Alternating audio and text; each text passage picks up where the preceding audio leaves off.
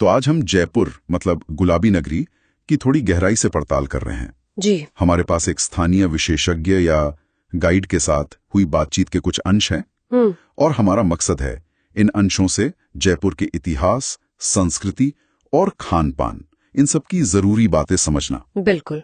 तो शुरुआत शायद इसी से करें कि इसे गुलाबी नगरी आखिर कहते क्यों हैं? ये कहानी सुनने में काफी दिलचस्प लगती है। हाँ बिल्कुल। देखिए, जयपुर की स्थापना तो 1727 में हुई थी। जी। महाराजा सवाई जयसिंह द्वितीय ने की थी।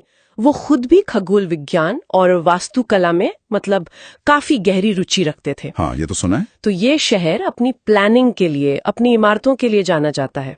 और जहाँ तक ये गुलाबी रंग की बात है ना, हाँ। इसका एक बड़ा ही मजेदार ऐतिहासिक किस्सा है। अच्छा, सुनने में आया कि किसी शाही मेहमान से जुड़ा है शायद। सही पकड़ा आपने। हुआ ये कि 1876 में वेल्स के राजकुमार प्रिंस एल्बर्ट भारत दौरे पर थे और उनका जयपुर आना भी तय हुआ।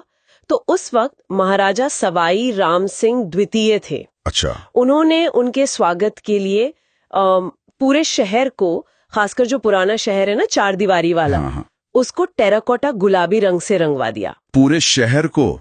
अरे वाह। जी। और ये रंग चुना गया मेहमान नवाजी और स्वागत के प्रतीक के तौर पर। मेहमान नवाजी का प्रतीक। हाँ। और मजे की बात यह है कि ये रंग शहर की पहचान से ऐसा जुड़ गया कि बाद में इसे बनाए रखने के लिए कानून भी बना दिया गया। क्या बात है। मतलब एक कानून के रंग गुलाबी ही रहेगा। ये दोनों की बात है। जी, पुराने शहर की इमारतों के लिए। अच्छा, तो ये तो हुई रंग की बात। अब मेहमान नवाजी से आगे बढ़ें। अगर कोई जयपुर घूमने जाए तो स्रोत किन खास जगहों पर जोर देते हैं? देखने लायक तो बहुत कुछ होगा वहाँ। हाँ, लिस्ट तो लंबी है, लेकिन कुछ जगह हैं जो बिल्कुल मिस नहीं करनी चाहिए। जैसे आमेर का किला, आमेर फोर्ट। हाँ। अपनी भव्यता के लिए उसका शीश महल वगैरह बहुत खूबसूरत है। फिर हवा महल है। हवा महल तो बहुत आइकॉनिक है। बिल्कुल। उसकी वो जालीदार खिड़कियां शाही महिलाओं के लिए बनाई गई थी ताकि वो बाहर का नजारा देख सकें बिना किसी की नजर में आए। अच्छा, ये वजह थी। जी। फिर सिटी पैलेस है, जहां आज भी शाही परिवार का निवास है। वहां म्यूजियम भी है। और हाँ, जंतर मंतर, ये तो जरूर देखना चाहिए। जंतर मंतर तो यूनेस्को साइट भी है शायद। सवाई जयसिंह द्वितीय ने जो 5 एस्ट्रोनॉमिकल ऑब्जर्वेटरीज बनवाई थी, उनमें ये सबसे बड़ी और सबसे अच्छी तरह संरक्षित है। यूनेस्को वर्ल्ड हेरिटेज साइट है ये। और कहते हैं कि इसके कुछ यंत्र आज भी एकदम सटीक काम करते हैं। बिल्कुल, ये कमाल की बात है। अच्छा, ये तो हुई घूमने की बातें। खरीदारी का भी जिक्र था स्रोत में। जौहरी बाजार, बापू बाजार, वहाँ क्या खास है? देखिए, जौहरी बाजार तो अपने नाम की तरह ही है। कीमती रत्नों के लिए, मीनाकारी और कुंदन के गहनों के लिए बहुत मशहूर है। अच्छा। और बापू बाजार, वहाँ आपको जयपुरी रजाइयाँ, बंधेज के कपड़े, रंग बिरंगी जूतियाँ जिन्हें मोजड़ी कहते हैं, और हैंडीक्राफ्ट्स का बहुत अच्छा कलेक्शन मिलेगा। मतलब शॉपिंग के लिए भी बहुत कुछ है। हाँ। और ये बाजार सिर्फ सामान खरीदने की जगह नहीं है। वहाँ जाकर आपको शहर का एक अलग ही वाइब मिलता है, वो रौनक। सही बात है। अच्छा, इतनी रौनक और किलों की भव्यता देखने के बाद तो भूख लगनी लाजमी है। स्रोत बताते हैं कि जयपुर का खाना बड़ा चटपटा और स्वाद वाला होता है। अरे बिल्कुल। राजस्थानी खाना तो जाना ही जाता है अपने तीखे मसालेदार स्वाद के लिए। दाल बाटी चूरमा, वो तो क्लासिक है। हाँ, वो तो सुना है बहुत। उसे घी में डुबो कर खाते हैं। फिर अगर नॉनवेज पसंद है तो लाल मांस। लाल मांस, ये क्या होता है? ये मटन की एक बहुत ही तीखी मसालेदार करी होती है, बहुत फेमस है। अच्छा।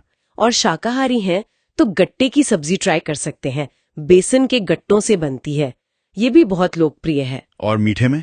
मिठाइयों का जिक्र था स्रोत में। घेवर और मावा कचौरी। हाँ, घेवर, वो एक डिस्क जैसा मधुमक्खी के छत्ते जैसा दिखता है ना, तीज के त्योहार पर तो खास बनता है। हाँ, देखा। और मावा कचौरी, वो खोए और मेवों से भरी हुई मीठी कचौरी होती है। गजब का स्वाद होता है। मुंह में पानी आ रही है सुन के। और अगर सब कुछ थोड़ा थोड़ा चखना हो तो सबसे अच्छा है राजस्थानी थाली ले लीजिए।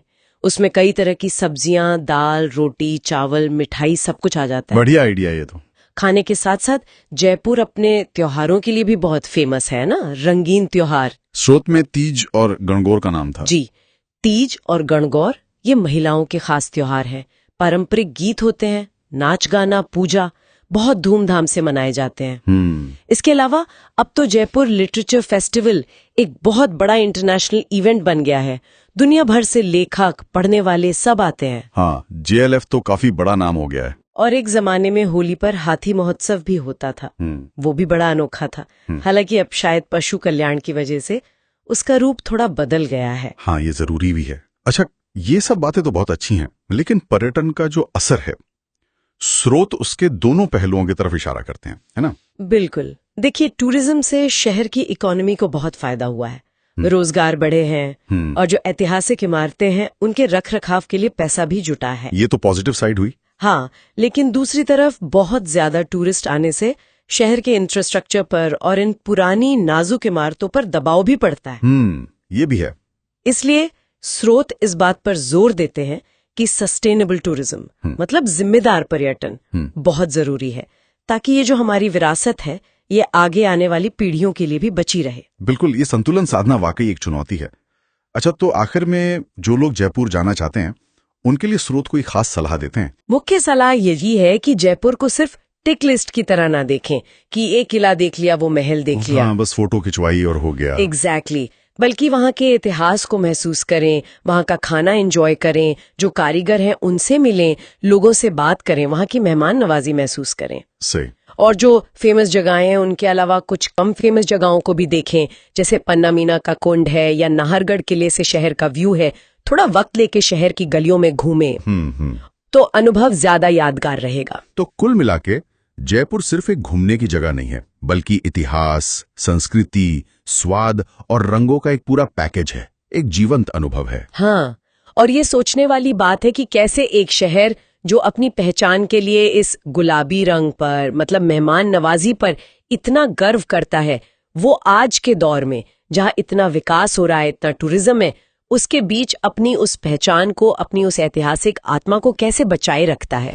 ये जो संतुलन साधने की कोशिश है ना, शायद यही जयपुर का असली सार है, जिसे हर कोई वहां जाकर